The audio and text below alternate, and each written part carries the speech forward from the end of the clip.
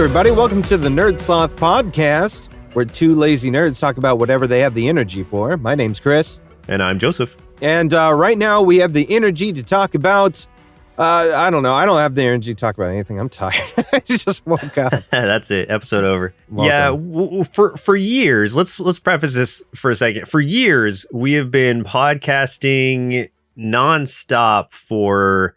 it's been almost 10 years. Yeah, almost 10 years. So the only breaks we would really get is if we, vacation days, whatever, but also like sometimes we do like every other week shows, but then we've been back on the weekly grind of the shows that we're doing now. And that's where it's just like, yeah, it's a lot of work. Like it's a lot more work than you would expect. Nothing but respect to other podcasters who do this more consistently than us, or even as consistently, because it is a secondary job, basically. With this show, we're coming in 100% unprepared. We have no notes. We have no topic ready at hand, and we're just going for it, and we're going to just see what happens. So, hey, you. Yeah. I was just remembering when you said the weekly grind thing, and I was just kind of thinking about like, how many coffee shops are like in like work buildings that are called like the daily grind? I feel like every other coffee shop, like it was a clever name the first couple times, but now it's just like, nah, you can't do it anymore. Every big corporate building has a coffee shop in it, like, or not even just a corporate setting, but any like big building where a lot of people work. There's always that one cafe, and I feel like 60% of them are called the Daily Grind. Let me ask, do you think it's like there's a company called the Daily Grind that kind of implements itself into corporations? Like, oh, this is our coffee shop, the Daily Grind, trademark.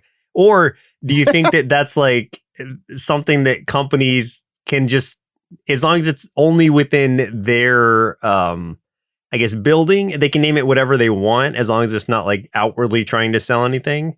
You know what I'm talking about? I don't know. I wonder if they're like, I feel like they're usually third party companies. That's what I'm thinking. Yeah. So is there a Daily Grind third party company that like I could buy merch for and be like, oh yeah, I'm a big fan of the Daily Grind, and no matter what building it's in, I'm a fan. I'm going to go there.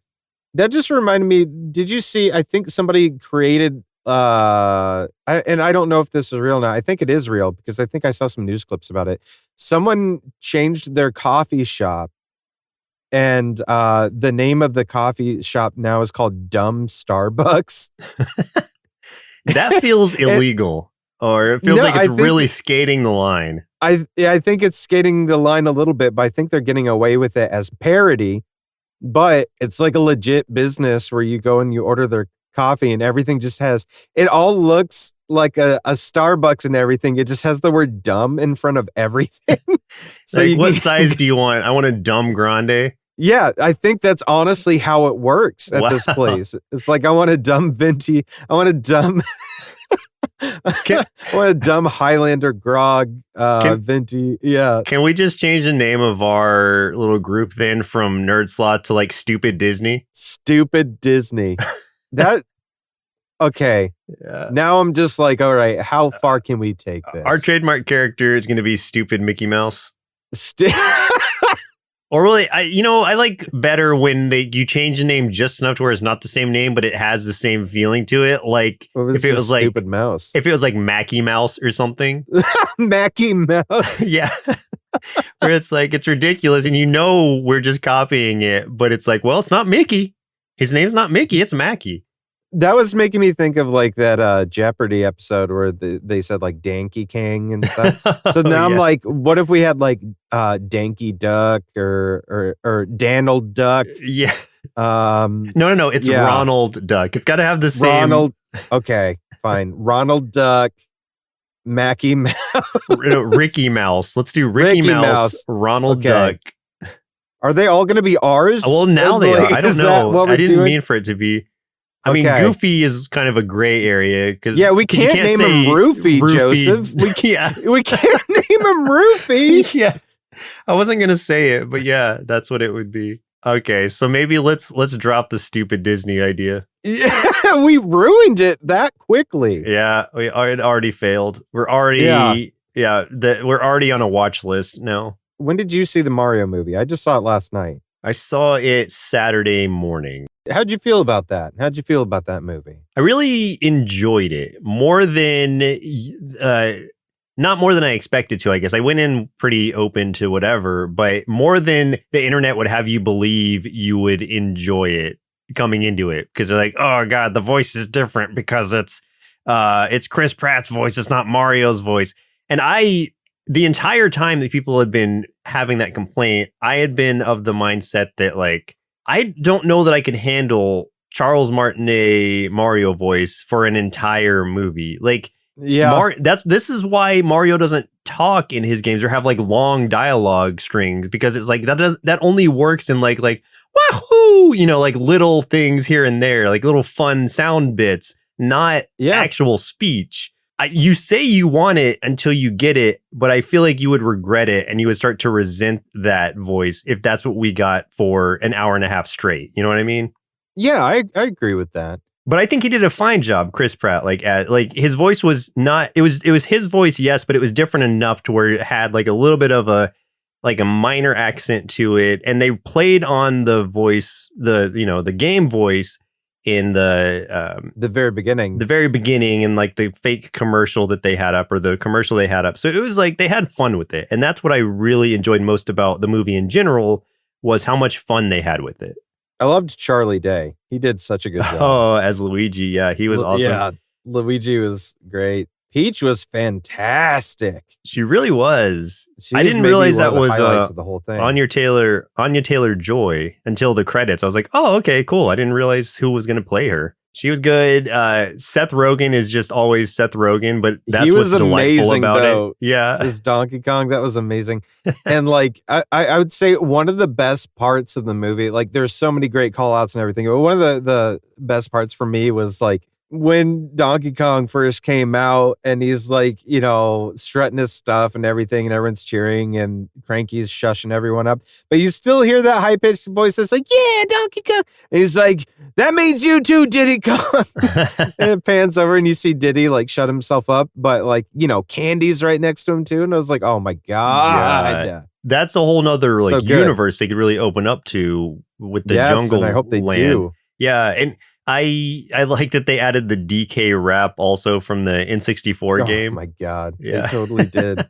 Well, and the freaking thing opens with the Mario rap from Super Mario Brothers Super Show. Yeah. I couldn't believe they did. There were so many instances in that movie where I'm like, I can't believe they're doing this. That and Cat Mario, like I'm like, we got Cat Mario.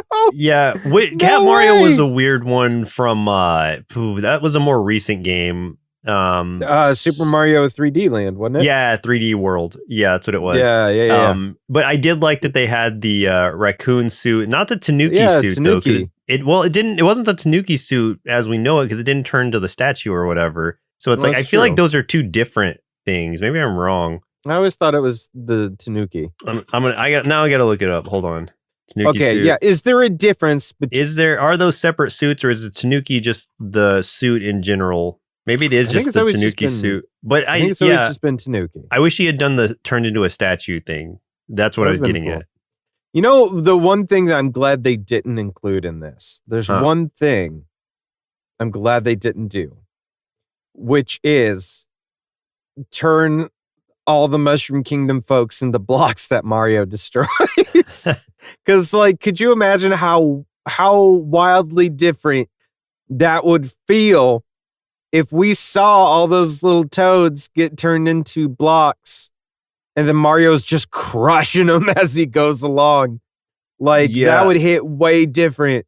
Spoiler alert, that doesn't happen in this movie. Yeah, that'd be rough. I do want to say though, so you and I were talking earlier about what we would love to see in sequels to this. And that's something I'd like to bring up because I think we had two specific go-tos. I would like to discuss how those could play out. So like one go-to is Koopalings, bring in those Koopa kids. Absolutely. Because that one isn't chaos. That one is an easy one. If that's not the next movie, the follow-up to this one, then Nintendo has really like failed me because it's like such an easy setup. Like they've set it up themselves, even if they don't know it. So it's like, come on, that would be the simple way to do this. Another way they could transition into it is like we were talking about earlier, into like the Legend of the Seven Stars, the Super Mario RPG. Yes. That would be a cool transition. And like you were saying, people would go nuts if they saw Geno or Mallow in a trailer or something. You know that they would do like the whole, you would see like the shoes first and it would start slowly panning up and you would see the cape and stuff. And you would see like his little puppet hand like shoot a beam or something before you see his face or anything like that. Like, you know, that's what they would do in the trailer. Yeah, and like, don't even give him a voice yet. It's just like they just see the puppet hand. That's all you would really need to see. Just even if it's like an Arthur fist, it's like, oh, I know that hand. Yeah, the little wooden hand, like grasping and stuff. Okay, but like, here's something. What kind of voices, like, who would voice Geno and Mallow, though? You know? I feel like Geno would need like a deep resonance to his voice. I just think that like would deep? be. Are we talking about like, hey, like how deep are we going? I don't know if like that deep, but just like a strong voice. Like I just think like even though he's like a frail little puppet, like I feel like the energy he gives off is like attitude. A tough guy. Yeah, he's got to have the anti-hero kind of voice. Yeah, he's got to have something like that. Like he's got to be the cool guy, the coolest guy in the room kind of energy. Right. Mallow just needs to be like a bright kind of, almost like, I can't think of a character off the top of my head, but just a really like bouncy kind of light voice. Even if they're saying like kind of grim things or whatever, they have to like stay kind of bright. There was definitely a character in the movie that was... Yeah, I didn't want to say the character a specifically. lot like that. But there is, that kind of energy, I think, would also be Mallow, except not as dark. There's so many things they could do there, too. Like, just the idea of Smithy coming in, releasing all his dudes, and then, you know, a team up of Mario and Peach and Bowser having to go up against a common foe in Smithy and all of his stuff would be so good. And we got to get some Maxim Rangers. Oh my God, that's exactly what I was about to say. Like, I don't care if they are like main characters, but I need to see them in the background at least. Like, throw the Axum Rangers in there. Yeah, you know, they've got to show up as like a, you know, like a mini boss sort of thing. As like, there's a couple instances of that in this movie of like, you'd get these short scenes of like Mario having to go up against a certain like character or something like that for like, you know, 5-10 minutes of the film. Even if it's just like a panning shot of like Mario and Luigi's room and you see the action figures of them on the shelf. The Axum Rangers. Yeah, the Axum Rangers. Then it would still get the Leonardo DiCaprio like pointing gif out of me. Be like, oh, I know them. Yeah. Exactly. Like, that's it. That's all they have to do. If they went the Koopalings route, like, what do you think they would do there? I think there might be some kind of like power struggle between them and Bowser, where it's like ultimately it would have to turn into the maybe an enemy of my enemy is my friend thing. I mean, kind of like the Super Mario RPG route also. Not necessarily that Bowser ends up working with Mario, but he's at least in opposition of his kids taking over. With like, it's usually Wendy is the one that's still like on her dad's side. Oh, yeah, sure. So there would be like I guess an inner conflict in there, I feel like. I'm thinking like you got like Morton, Roy.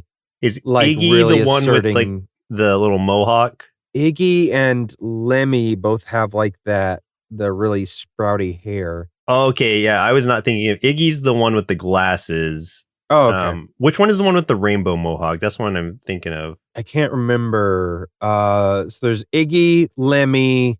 Okay, I'm trying to Lemmy remember. is the one with the rainbow mohawk. Yeah. Okay, Lemmy. Okay. Yeah, there's Iggy, Lemmy, Roy, Morton, Wendy, Ludwig. Yes. Is that all of them, or is there a seventh? I can't remember if there's 6 or 7. There are 7 of them. So name them again. Okay, Iggy, Lemmy, Morton, Roy, Wendy, Ludwig, and I don't remember who the 7th one is. Larry. Larry, that's right. Yeah. Shame on you for not knowing every name of the Koopalings that we don't see very often. I'm so sorry. I'm so sorry. I gotta say that, like, you know what though? Like, I could see that being maybe the next step, and leaning more into like the Yoshi side of stuff too, like going Dinosaur World, and seeing some more Yoshi, seeing the Koopa kids. That's another thing I was thinking transitionary wise, and this isn't really spoilery. At a certain point, we get to see Mario and Luigi as babies. Not that it has any effect on, it's just a flashback thing. So they could add in like Yoshi story elements to the next one, where it's like maybe they get transformed back into babies, and then it takes kind of ideas from that game. That would be fun.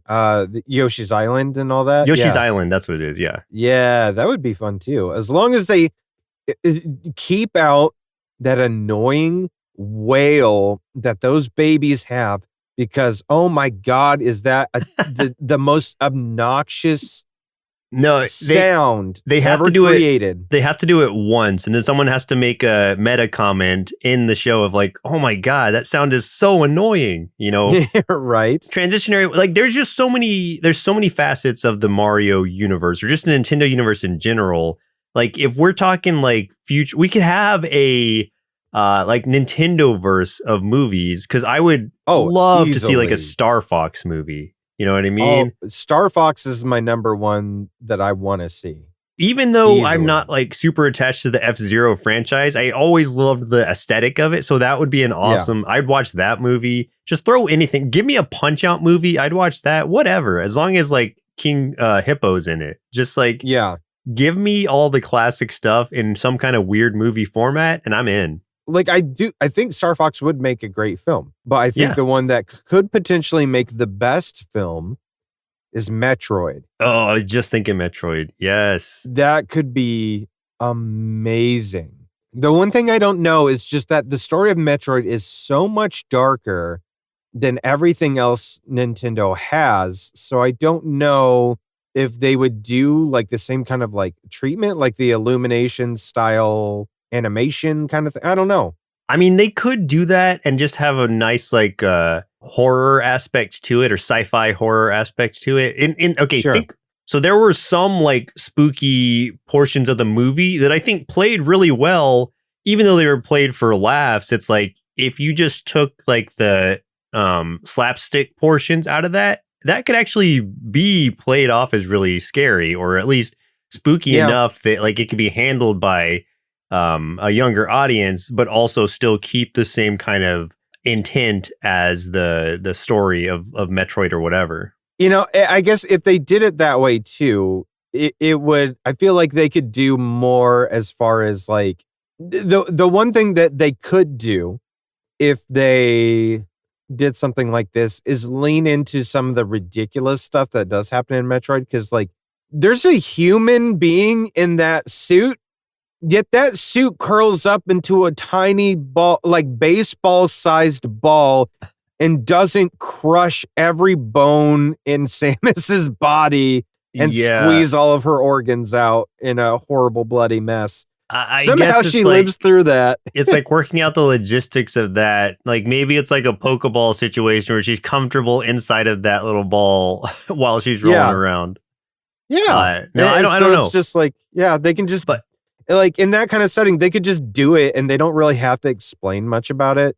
I think another easy win for a movie would be Kirby. Oh, yeah, that would be, Kirby would be fantastic. Because you can make that like definitely a kid's movie, but still have appeal to adults who are Kirby fans. No, here's the thing. I cannot imagine a talking Kirby. I can't. I can't do it. There's been a talking Kirby before in a old cartoon, I think. Okay. That's true. It's just I just don't know. I can't see it. But you gotta have that super deep, like it's got to be a super deep Kirby voice. Yeah, I want Michael Richardson. I need Christopher Judge to Kratos himself. Kratos is Kirby. Yeah. Hi. Oh God. Yeah. I don't know how they would do the Kirby movie voice wise, but I think just Kirby as a character has a lot of appeal visually, and that would be a good standout. Sure. I don't think Super Ghouls and Ghost is a Nintendo franchise per se. It's Capcom, but I don't know that it's a Nintendo thing. So I don't know that they could do that. But I would love to see that still as an thing. Here's something that I saw announced. Well, I don't know that it was announced. So I don't know that this is true. And I sent this to you yesterday, and I don't know if it went from I saw this announced to, well, I don't know if it was announced, and then I don't even know if this is true. I don't know if it's true. But in fact, nobody's even talked about. In fact, I'm making this up right this was now. a dream I had. Yeah. Yeah. In fact, I'm making this up on the spot as we go. I saw something about Netflix has a live action Pokemon series coming. We already had Detective Pikachu, and that was good, but I don't know. Right. That you could do like a whole series like that, especially because you don't have the series isn't going to have like Detective Pikachu budget episode per episode, Well, that's what I'm not sure, because I'm like, I don't know, because I'm not someone that's like, hey, you know what? Hey, let me tell you about the daily, I don't know businessy words. I was trying to say like daily money making stuff of what Netflix is. I don't know the daily returns of Netflix. Is that the word you use? Yeah. Maybe they do. I don't know. Because they are doing the live Avatar The Last Airbender thing, and I think that's going to be pretty epic. Okay, well, sure. So don't think about it as the earnings or the money part. Think about it as the time aspect of it. Like, can they push out Detective Pikachu quality week over week, or even if they just do it in like a bundle or whatever. I just don't know. I don't have confidence in that. I don't even know if it's real, since you made that up on the spot. But I'd be open to checking it out. This one's called Officer Squirtle. Well, no, you got to have the Squirtle Squad if you're going to do that. They'll be the antagonists, the Squirtle Squad. Oh, yeah, okay. Yeah, it's a street gang. The Squirrel Squad. Yeah, they pretty much are, with the sunglasses on and everything. I'm going to call it Officer Mr. Mime going up against the Squirtle Squad. I think he's been upgraded to Father Mime now, since he's Ash's dad. Oh, yeah, that's right. In canon, basically. His stepdad, Mr. Mime. Yeah. Oh, gross. So the thing that I saw, this person was basically saying, that's part of the reason the anime wrapped up with Ash's story, because now they're going to be doing it live action. And I'm like, I don't know that I buy that part, because I know that they're doing a new Pokemon anime with a new character and stuff like that. So I don't buy that part of it, but there could be some truth to it. Maybe they're going to do something with Pokemon. I would not be surprised. I don't know. I'm more excited for the Avatar stuff than I would be for Pokemon. The low-hanging fruit here, the low-hanging banana, is Donkey Kong Country. I would love to do some more of that stuff. I would love to see more of the Kongs. There's so much that they could do there. I mean, they've got all those characters, like, that's it's ready to go. It's all prepped for you, because they had so much. The Kongs are such a prevalent part of the movie. Like, that's a separate land within this world, so that it exists in canon, in universe. So it's like, that could be a natural transition, or just a branch off into a separate franchise in and of itself. As long as they don't put in that stupid parrot with the light that flashes back and forth and makes you want to have a seizure. There's going to be like that's the worst. A minecart portion of it. There has to be. Oh, absolutely. There's going to be a minecart. And you'll see the Kremlings, which I will accidentally call Kremlins multiple times. Of course. I want to wrap this conversation about Mario spin-offs up by nice little bow. Yeah, put a nail in it by saying that they could go a lot of different directions. They could even branch off into like a separate Mario Kart situation, since even in the trailers you see like some of that going on. And Smash Brothers too. Smash Brothers especially, which Smash Brothers would have to be like a later thing once the other franchises have had time to launch, and or it could be a launching point for those other franchises. So I guess it could go either way. Who's going to assemble the Smash Brothers initiative? Who's going to show up, in Mario's home later with the eye patch on and say, I'm putting together a special team. Yeah, which character is going to be the Nick Fury of this world? I don't know yet, but they have to fight up against the giant fist or the giant hand from the first game. The giant hand. It'd be weird if it was just a fist. Like, you guys got to fight this big fist. Keep them getting fisted. And anybody listening to this, if you have any ideas, like, please share them with us, because let us know. I'm sure there's a ton of Nintendo franchises I'm not thinking of. I dare you to come up with ideas better than ours. I dare you. I double dog dare you. You easily can. I'll say that. Yeah. Give us a Pilot Wings thing too. That's Nintendo, right? Pilot Wings. Wow, that's a name I haven't heard in a long time. I mean, Pilot Wings, Wave Racer, put it all together into one.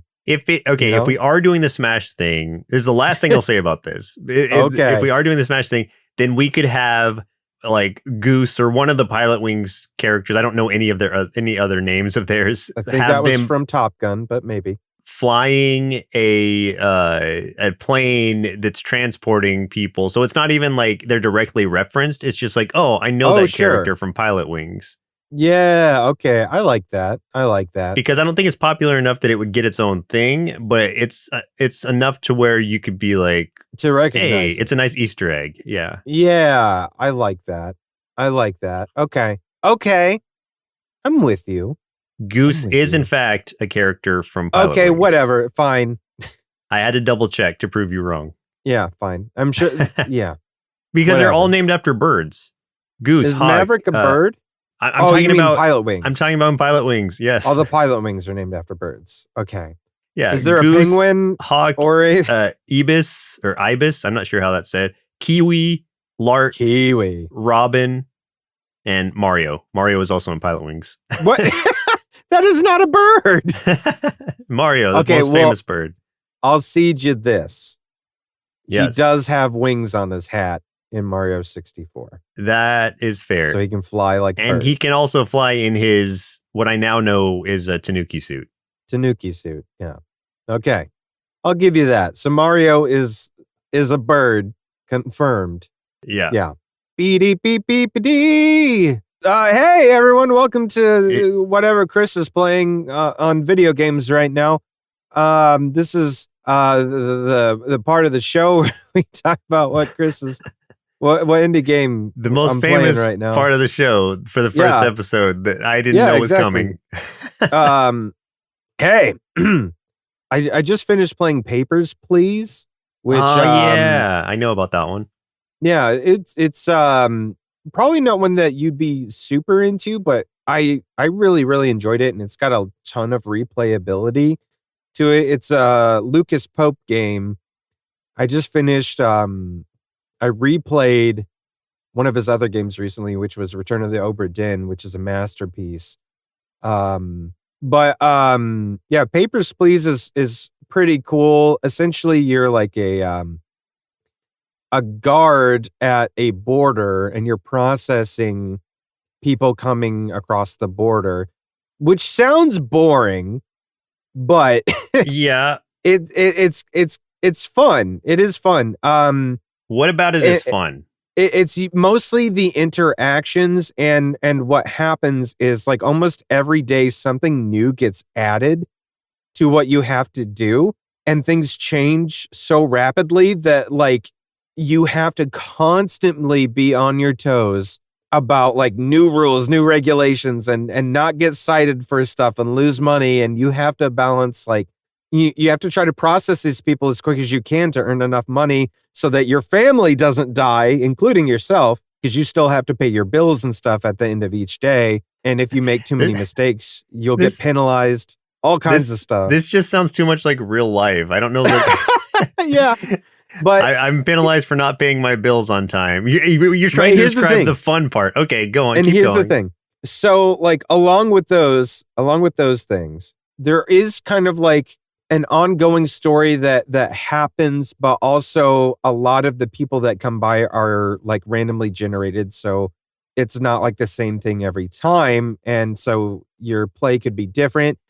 And there's a lot of stuff, like different decisions you make can drastically change how your play goes. There's 20 different endings for this game. So like you can go down very, very different paths, basically. Different events will take place, like terrorist attacks might happen while you're there. Wanted criminals might try to come by. Someone might try to hop the fence and run, and you have to try to trank them, like take them out and stuff like that. Like it just all kinds, it becomes chaos, basically. So you're basically managing chaos. And then also like, some people might try to pay you off to let them across. It's like, do you want to chance it? You could maybe get more money. Will that come and bite you later? It's a lot of resource management, but also very much under pressure, along with like all kinds of little plot threads and stuff that you can choose to either pull on or let go that could create so many different end game experiences. So I really enjoyed it. I've gotten I think I've gotten 4 different endings now playing through it. So yeah, I've enjoyed it a lot. So I and there's like different achievements and stuff that you can try to earn too. Which, I appreciate Steam has so many achievements built in to all these games. So I appreciate that there are some people who enjoy games like that. That's totally cool. It's not my thing. But I'm going to tell you what my thing recently has been indie game wise. And it's not a new game either per se, but it is a new expansion for a well-loved indie game, which is Dead Cells. Dead Cells is a roguelike action platformer kind, not really a platform, but a roguelike action game. I'll say that. And so roguelike, for anyone who doesn't know, is once you die, you kind of start over, and hopefully you've gotten far enough to where you've gained something from that experience, if not something beneficial to your next run, then at least the knowledge of how to better pursue it moving forward. And a lot of this is randomized and stuff, so you're never going to get the same run twice, is what I appreciate about roguelikes in general. The newer expansion for Dead Cells is the Return to Castlevania. And I had to play through that because I love Castlevania as a franchise and just horror things in general. So in that you're fighting death. You get to fight Dracula. You get to meet up with Alucard, Trevor Belmont, and then even once you do meet them, like you get to use like their avatars basically as your new like skin, essentially. Like you're not them. You're not playing as them, but you get to use lookalikes just of them. Fun. Yeah. As for fun. Yeah. It doesn't add any advantage, but there are also a lot of Castlevania weapons and things that get thrown into it, like the holy water, the whips, of course, and just various powers that you get, like some bats that go that you can attack with, and various other Castlevania aspects. And that was a really fun expansion. I beat it, and I just had a great time with it. And there's still a ton of unlockables I haven't gotten from it, so I'll probably continue to go back and forth to that. I don't know exactly when Dead Cells, the base game, came out, but it has gotten so many expansions since then that it is well worth playing if you're a fan of more challenging games. And I promise you, you will never have to pay bills in that game. So that's the appeal, is that you don't have to pay bills. Well, hey, you should like Papers, Please, because it is a roguelike, in that if you lose, if you die, you do have to start over. So yeah, but what do you get from it? You get the knowledge of what not to do in the future. So because you don't gain things, you have to start from scratch. I mean, I guess it just depends on, but it's not an action roguelike, which is like more No, what is appealing it's to a me. procedural rogue is what I would Sure, call sure, it. sure, That's what sure. I'm going to call it. A procedural roguelike. Okay. I don't know that that's a term, but I'm going to use it now because I think it makes it sound cool. Like, yes, Yeah. yes, it's a procedural roguelike that Just throw more titles on it. Yeah, yeah. give it more, make it sound more distinguished. I mean, there are people who definitely like that type of game, Oh, like you absolutely. and others. So I'm not Like you. downplaying that. I'm just saying there are also people who don't and are into more action stuff, which is why I wanted to offer an alternative for people who are more into the actiony things. Yeah, whatever. No, well, that's a big problem. Not a problem. That's a big difference you and I have when it comes to games is like when I'm browsing the Steam store and I see the tag difficult on a game, I'm like, oh, okay, they didn't make this one for me. They put that tag on there so that they're like, hey, Chris, don't play this one. This ain't for you. Like you're gonna have a bad time. This is gonna make you a big sad, buddy. Yeah, and then when you see that, they're like, "Oh, they wrote me a love letter." Okay, yeah, I guess I'll buy it. It's because I'm not just randomly encountering those. I'm searching for that kind of thing. Yeah, like give me a good challenge, or else it doesn't feel appealing to me. I did finally get you to play Elden Ring, though. Yeah, which I'm not great at, but when we co-op it, and when we co-op it, it's fun. When I play it by myself, I have a real bad time. But co-oping's fun, and I've gotten better over time. I mean, it's been you really have. It's been probably a month and a half since we've played it, but like I have gotten better. That's the thing about challenging video games for anyone who either knows or is interested in getting started on those is it's going to be rough at first because you have to get used to the systems of it. But once you do, it's just like anything else. Like it's just practice. And then the tough part will, for me at least, once you get really good at like those super difficult games, it makes some other games feel too easy. And so that's like the downside of it. You got too good. Like some people are like, hey, get good, bro. You can counter with that and be like, I got too good. So now everything's boring. Yeah. What I'm saying is like, it just makes, you'll never want to play a game on like easy again, if that's ever been your thing. Cause you'll be like, oh, this is just a cakewalk. It's just no fun without that good challenge to it. Back in the day, I would say a few years ago, I used to play a lot of games. If they had just story mode, which was typically easy mode, I would do that. Because I'm much more of I want to invest in the story. I want to read all the stuff and not get like stuck on a level. Like I want to be able to go through the whole thing so I can get the experience. But these days I usually just kind of start on whatever the generic normal setting is and just be like, no, I'm going to play it at base level. So yeah. And I also feel like for most games now anyway, unless it's like a game made to be hard, like normal is gonna be a pretty easy setting. Sure. Generally. And or at least it'll be paced as the developers intended for you to play through the game, in the sense that like it's not gonna be too hard, but it's not gonna be too easy either. But if you just wanted to tackle the story, like I know one of my friends, Brett, Brett, he he, at least last I had heard, played games on easy a lot for that same reason that you do, to experience the story and not worry about like getting hung up on any specific part that's too challenging for him. I'll say one game that though I have found myself not playing easy mode on it and actually increasing the difficulty up all the way is Pathway, which is easily one of my favorite games of all time. It's a tactical turn-based RPG. I love that game. Wouldn't call it a JRPG, but yeah, it's really good. It's like if you like franchises like Indiana Jones and like the 1999 Mummy, which is the epitome of my sexual preferences, pixel art, all kinds of stuff. It's great. So I recently started playing it again. I had played it for a while, put it down, couple years later, came back to it.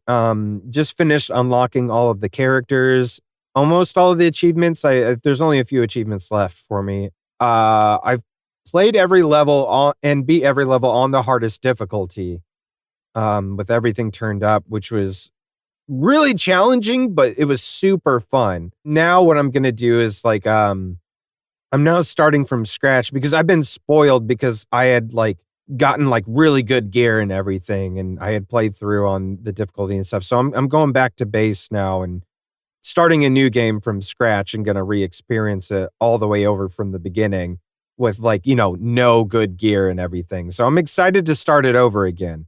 I don't know what is possessing me to start from scratch and with no good stuff, but it's just, I love that game so much. So I'm excited to do it. That's actually a rogue light also, where you're going through, and again, you have to start over if you don't make it all the way through. I don't think it's a very long game, but it has its challenges. I guess it depends on the route you take, right? I don't remember exactly how that game plays out. Yeah, it depends on the routes you take, and it's got resource management involved with it too, because like if you run out of gas for your Jeep, it's game over. Like, well, not necessarily. You can then run to the next checkpoint, but you lose health each time, and then it'll be game over pretty quickly. It's great though. I love that game so much. That is a good game. I remember playing that with you at one point. First time I played it, you were the one that convinced me to get it. Well, you had bought it. I was over at your place. Yeah, I was playing it from your Steam library, and then I fell in love with it because you showed it to me, and so then I bought it, and I've been obsessed with it ever since. Like I would rank it as one of my favorite games of all time. Look up Pathway on Steam. Check it out. It is so much fun. It is very rewarding. If you like tactical games, this is definitely going to be at least among your top 10, if not top 5, for sure. I just got some new games recently that I'm really excited about. I haven't tried out yet. I don't know if I'll get a chance to play them before our next episode, but at some point I'll talk about them again. Dredge is one of the new ones I just got, which is... okay. I was going to get that one, but since you did, I'm just going to play yours. There we go. Since we have a shared account. Yeah. That's a cool looking. It's like in summary, a horror fishing game. Yes, is exactly where you're on a boat, and it's like it feels like it's kind of like Eldritch horror kind of stuff, but I don't know exactly, and I don't want to know really a whole lot more than what I do know as a base. But it looks super cool, and it's very well reviewed, so I'm excited to try that one too. Yeah, that's about as much as I know too. Is you go fishing, and there's a very Lovecraftian aspect to it. So yeah, I'm very much looking forward to playing that. I saw Gab Smulders had a video of her playing it, and I almost watched it, but then I was just like, I'm gonna wait and I'm gonna play it for myself. I don't want to see someone else play it yet. And then the other one is Curse of the Sea Rats is the other one. Yes, I kickstarted that one. I did too. Have it. Yeah. Oh, okay, cool. Yeah, so we both have it. I haven't started that one yet, but that one also, the animation of that one's fantastic because it's all hand drawn like animation, and I had been following it since they first started the Kickstarter, and that was maybe like 2 years ago or more. I don't know exactly. Finally just released. So very excited. And that's like a co-op like action RPG. But I don't know. And the animation gorgeous. I don't know much more about the game. It's got mixed reviews on Steam right now, but I don't want to read the reviews because I don't want to know why. I'd rather just experience it for myself. Yeah, we should play that together if it's co-op. That'd be fun. Yeah, since it is co-op.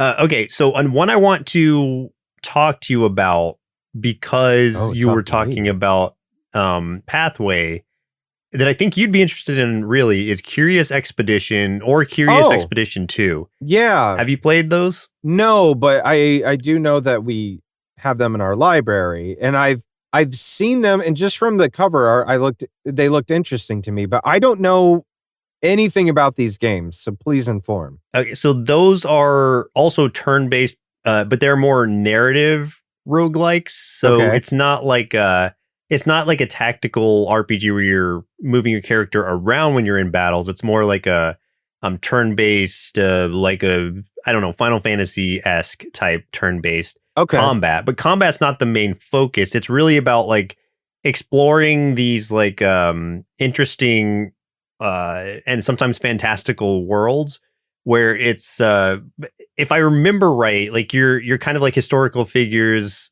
and you get to choose your character that you go in as, like Joan of Arc and stuff like that, or different kind of like explorers of, you know, different realms. But you're in like fantasy, like sometimes things that can cross over into fantasy worlds, like there can be like T-Rexes and stuff in there, like sci-fi aspects of it. And it's like, as you're exploring these worlds, it's procedural also, like you were saying earlier, where it makes all your adventures kind of unique since it is a roguelike as well. So you're going through and just trying to see really how far you can get on your expedition. I guess Curious Expedition is really a great title for it because that's kind of what it is. It's you exploring, getting as far as you can. And since it is a roguelike, like if you die or whatever from on your expedition, you'll start back over. But every adventure is going to be different, and you might experience new kind of random things in the process. So I think you'd really like that game. I really enjoy that game too. I haven't played the second one yet, but I do have it. To check this out, they've been on my radar. There's so many games on my radar right now that I've been wanting to play, but I'm trying to play them all like one by one and not jump around. So I've really been trying to be good about that, but then I'll see something like Curious Expedition 2, and then I'm like, oh man, I've really been meaning to play that. Maybe I'll go back and play it. That might be a fun one to play on Steam because it's going to be really on Stream. Yes. Because it'll be so random that we don't really know what's going to come up next. There's so many that I really want to do. Like Overboard is another one that I've been wanting to play and just haven't gotten to it, which has been out for like, I swear, like a year now. Yeah, God, there's so many good indie games out there. For any RPG nerds, I did start playing Octopath Traveler 2 on my Steam Deck. Yeah. And I played the first one a little bit, and I just kind of dropped off it because it was, I just got into something else. Not that I didn't like the first one, I just got distracted. But this one, it's a lot more, it has some better quality of life, like changes to it. And the story is just more engaging right off the bat. Since it's Octopath Traveler, like you get to choose like to start from 8 different perspectives. Essentially, nobody's the main character. It's whoever you choose is your focal character, but the overall story is still going on for everyone else too. So it's basically 8 side characters, and you get to choose which one you want to be. I just now realized why it's called Octopath Traveler. Oh my God, I'm an idiot. Oh man! Did you think it was like about a giant octopus or something? I don't know. You didn't even think about it? No, I didn't even think about it, Joseph. Okay. Well, there you go. Light bulb. When they made Triangle Strategy, is it because there's 3 characters? No, that one. Okay. It might be like 3 different sides of a war or something. I don't remember exactly. Okay. I haven't played that one, so I don't feel bad about not figuring that one out. I've played a little bit of that one. That one to me is just there's too much in between battles. Like it takes a long time before you even get to go into fights. It's a lot of dialogue, which if that's your thing, then I'm sure you'll enjoy it, but it's just too much for me. Sure. I do like some, as long as it moves the story forward, but I don't like it filler. Does, but it some of it does feel fillerish, but you know, it's not as appealing to me when it's all talk. I just want to get into it, even if it's not like direct combat. I want to be able to control what's happening, not just be pressing A to like read through dialogue boxes. Are you able to see how many games we have in our joint library? I want to count. Do you see it, or are you just asking me? I'm asking you because I'm not at that computer. I'm in my sound booth computer, which is not attached. Oh man, I'm kind of scared to check. Yeah, I want to know. I want to know how much money we've wasted. I mean, not all of it. Some of it's been bought on discount, and some of it we've gotten for relatively free because it's been through Humble Bundles and stuff. So yeah, and there's quite a few. I want to add games that in there too before I say what the number is, which I'm still looking for. I'm trying to find Okay. where I can see that number. It's going to be, I know it's going to be over 1,000 easily. Oh my God. Okay. You ready? Hang on. Do you have a guess? Can you guess? I did a drum roll for you. Yeah. Can you guess? Oh, you want me to what guess? It is? Yeah. You want to guess? You have 2 guesses. Okay. 1,127. Higher. Oh God. Okay. 1,362. Closer, but still higher. So Oh my God. 1,451 games. Oh, Yeah. man. I think that's our shared library. I hope it's not just mine. No, it's probably our shared. Wow. Okay. Wow. But I know the majority of those are mine. yours. Yeah. Yeah. But a good chunk are definitely mine too. Yeah. Even if all those games were just $10 or less, that's still over $10,000 worth of games in this library. And I know they weren't all that. Some of them were like full priced $60 games. Oh boy. That's disheartening. Some of them, and by some I mean many of them, I haven't even played yet. They're just there. Yeah, most of them probably. I mean, there's no way.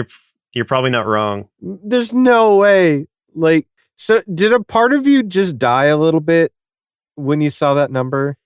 No, I mean, I've gotten better about it, which is like, it's progress, but it's been slow progress. I just look over the years where it's like, why did I buy that game? It says, oh, because it was on sale and it looked kind of interesting. Now, I vet my games a little bit better. Plus, I have Game Pass now, which makes it where that's true. I can play games for not free. I still have to pay the monthly fee, but it's a lot cheaper than buying games separately. That much is true. I'm about to go to the dangerous route. I'm going to be buying a Steam Deck in the next week. Just waiting through a couple more of my voiceover payments to hit the bank. And once those do, I'm ordering one. So I think my goal, though, is I'm going to buy the cheaper one and then buy a larger SD card because that seems to make the most sense.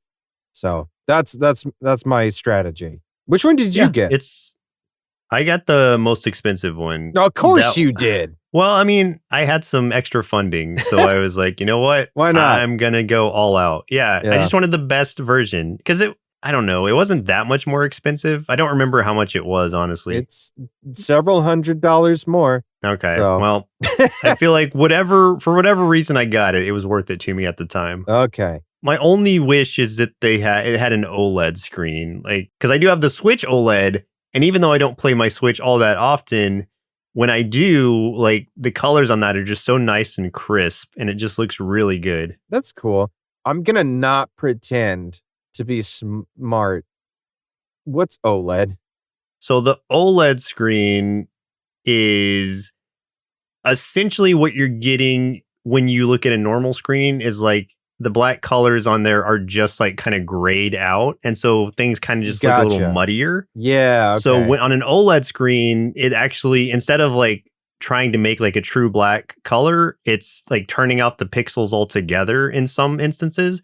So it's just actual screen black, and it just makes it really have a lot better dynamic contrast to it. Got it. Which is not something that a lot of people notice or care about, but I'm very particular about those things. So it looks really good to me, and it's just something I can appreciate while I'm playing a game. So I like to like have the most like immersive experience I can when I'm able to.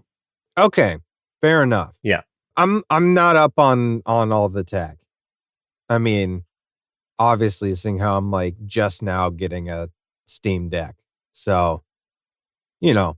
I didn't have a smartphone until like 2015. So if that tells you anything. Yeah. Well, you are going to enjoy your Steam Deck though. It's fantastic. And especially like for indie games, it runs pretty much everything perfectly. As long as you're not trying to play like super like AAA games with crazy, like even Elden Ring runs on it decently. Nice. Yeah, so, I rarely play AAA games, anyway. So right. So it's usually indie games. So Yeah, I'm interested though, like as far as like everybody else out there, like if you have a Steam Deck, I'm interested to know which one you all purchased. I'm still gonna I'm not gonna care. Like I'm not gonna I'm not gonna take your. It's not gonna sway my opinion. I'm still going with the cheap one. Just curious, like taking a poll, like which one y'all got because there's 3 different ones.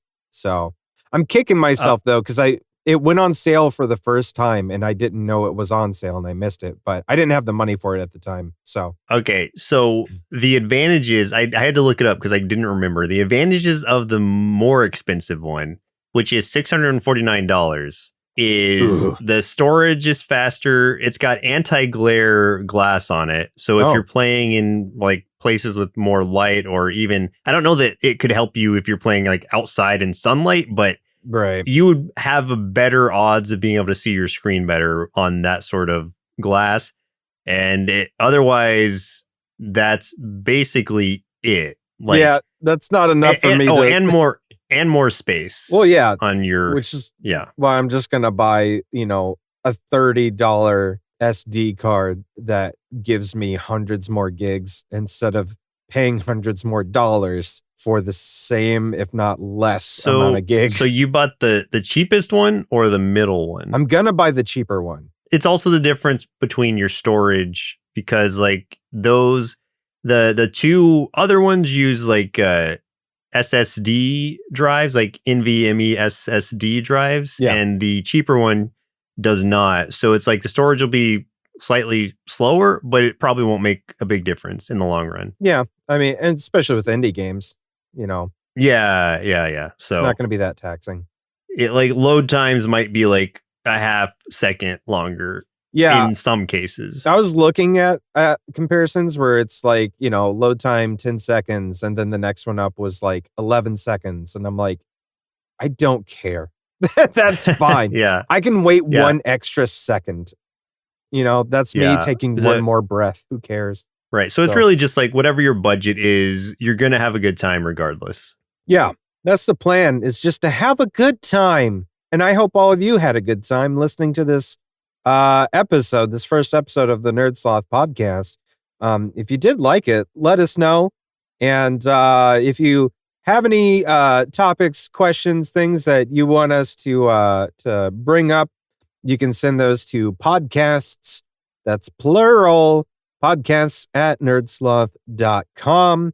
You can also check out our Patreon over at patreon.com/nerdsloth, where you can find all kinds of random bonus things from Joseph and myself and some of the others from nerdsloth.com. And head over to our website, nerdsloth.com. I keep saying that, nerdsloth.com. Go there. You can find merch there too, which is stuff. I like that. Which is stuff. There is stuff. If you want to see us in person, digitally and not in person, go to twitch.tv/nerdsloth and you can catch us there. Sometimes playing games, sometimes drawing, and all the times being idiots. So there you go. Yeah, 100%. So once again, my name is Chris. And I'm Joseph. And we're tired. So we're going to go.